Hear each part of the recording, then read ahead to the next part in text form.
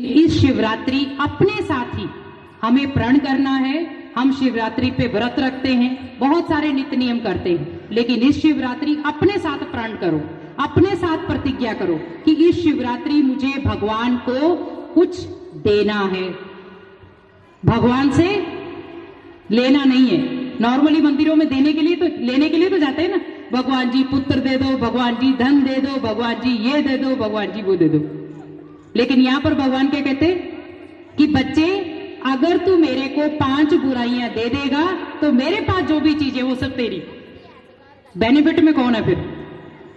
और आप बुराइयां दे रहे हो आप उसको, जिसको हम कहते हैं अकधतूरा बेलपत्तर चढ़ाते ना शिवलिंग पे।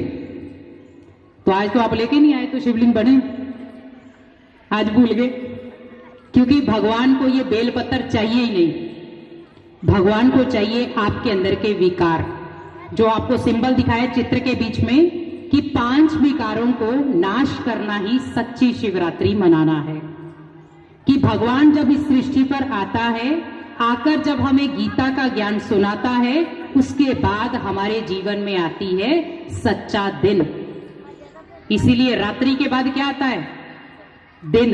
लेकिन उसके बीच में क्या आता है? प्रभात, जिसको हम क्या कहते हैं? अमृत वेला, भगवान से मिलने की वेला।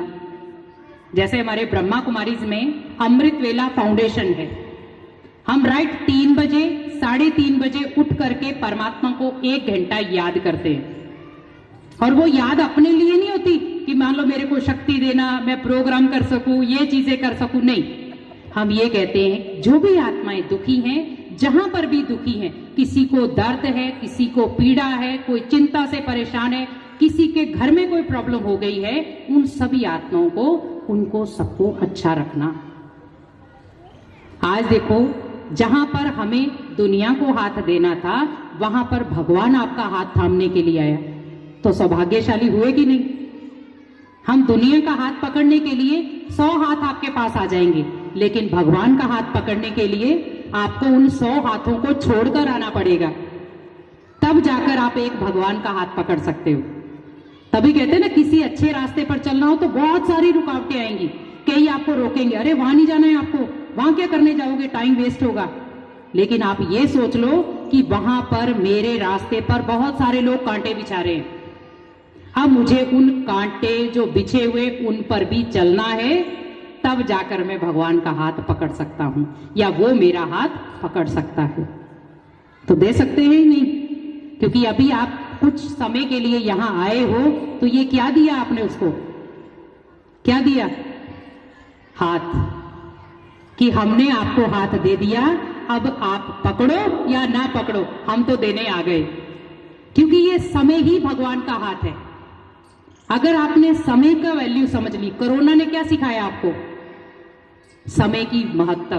ठीक है, वो बारात भी देख ली, शिव जी भी देख लिए। अब ये बताओ कि शिव जी नंदीगण के रथ पे बैठेगा कैसे? देखो आप शिवलिंग कैसे बैठेगा वो। अब यह उसी के सामने हमने लिखाया कि 2 चीजें हैं, शिवलिंग भी है, साथ में शंकर जी भी हैं। तो जो आपने घोड़ी पे बिठाए थे या नंदीगण पे बिठाए थे, वो थे शंकर जी, नॉट शिव जी। तो शंकर है उसका बच्चा और शिव है उसका पिता। अब आप बच्चे को याद करोगे या पिता को याद करोगे? किसको याद करोगे? बच्चे को याद करोगे तो प्राप्ति कोई नहीं, प्रॉपर्टी कोई नहीं मिलेगी। लेकिन अगर बाप को याद करोगे तो सारी प्रॉपर्टी आपकी है।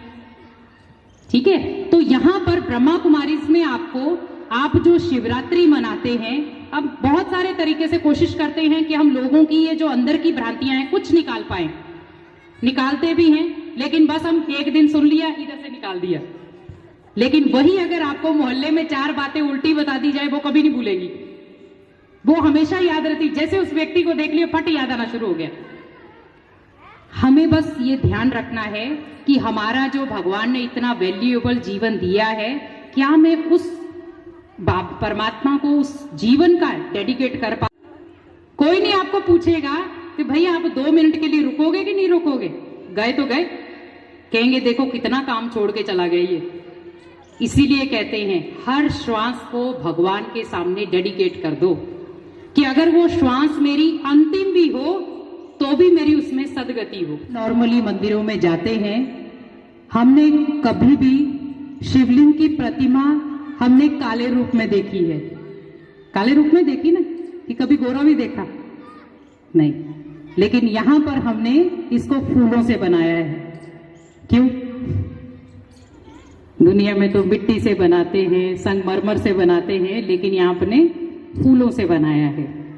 तो फूलों का मतलब है, भगवान को कहा जाता है बबूलनाथ। 12 ज्योतिर्लिंगम हमने सबने देखे हैं, भले वो टीवी में देखे हों या जाकर के देखे हों। तो उसमें एक नाम आता है बबूलनाथ, कांटों को फूल बनाने वाला पिता। अब अगर उसने हमें कांटों से फूल बनाया है तो हम उसको डेडिकेट क्या करेंगे, कांटे या फूल? फूल। अब इसमें जितने फूल लगे हैं, सोचो इतने, क्योंकि ये माला कोई साधारण माला नहीं है। हम दुनिया में कहते हैं कि हमने 108 की माला जप ली।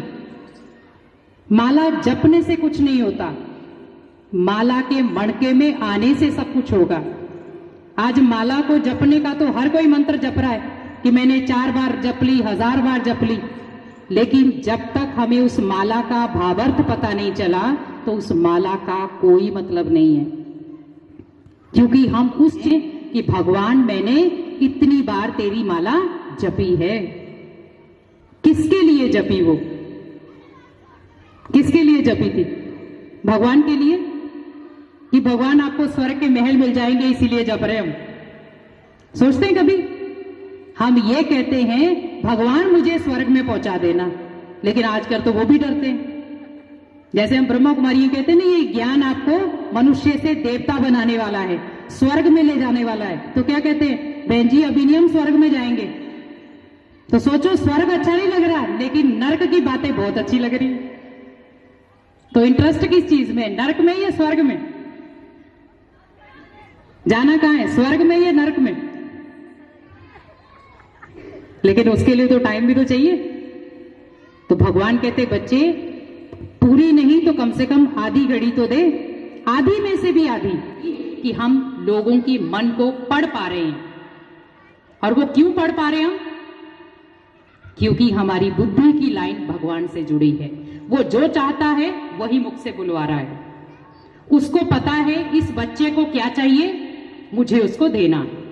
सोचो, आप भगवान का भोग लगा रहे हो, भगवान को भोग स्वीकार करा रहे हो, तो कैसे कराओगे आप? कुछ भी खिला के। तो ये था शिवरात्रि का सच्चा महत्व।